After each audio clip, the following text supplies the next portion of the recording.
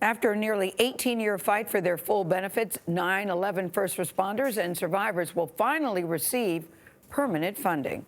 Senators passed the Victims' Compensation Fund bill 97-2 yesterday in a bipartisan vote.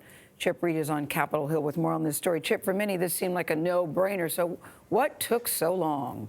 Well, I'll tell you, it is not often that this sharply divided Congress passes important legislation with an overwhelming bipartisan vote. But with the lives of 9/11 heroes on the line, that's exactly what they did. Without this bill, the compensation fund was expected to stop accepting claims by the end of next year.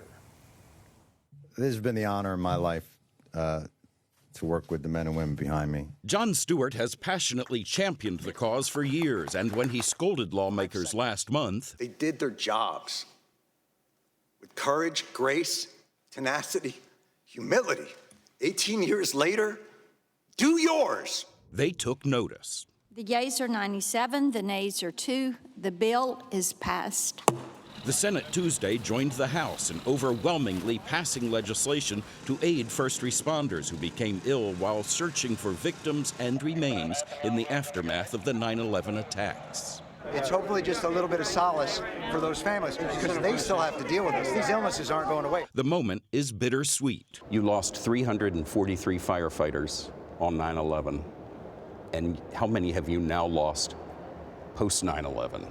We just lost our 200th a couple of days ago. 200th. He'll be buried tomorrow. I would never imagine that 18 years later that we would be burying 200 of our own, and that toll continues to climb as we speak today. Senate Republican leader Mitch McConnell has been slow to bring the bill to a vote in the Senate. We've always dealt with that in the past in a compassionate way, and I assume we will again, but I haven't looked at it lately. But after meeting with first responders weeks ago and promising to bring the bill to a vote, McConnell delivered. On Tuesday, first responder John Field, who has spent 15 years pushing for this bill, said he wished they hadn't lost so many along the way. I'm going to ask my team now to put down your swords and pick up your rakes and go home.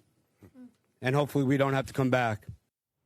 Republican Senators Rand Paul of Kentucky and Mike Lee of Utah are the only two who voted against it. And take a look at this photograph.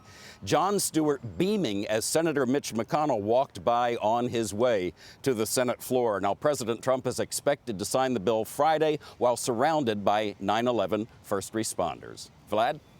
Chip, thank you very much. It's interesting to note that Rand Paul did tweet about this. He says he supports our heroic first responders, but he can't in good conscience vote for this legislation. He says spending is out of control.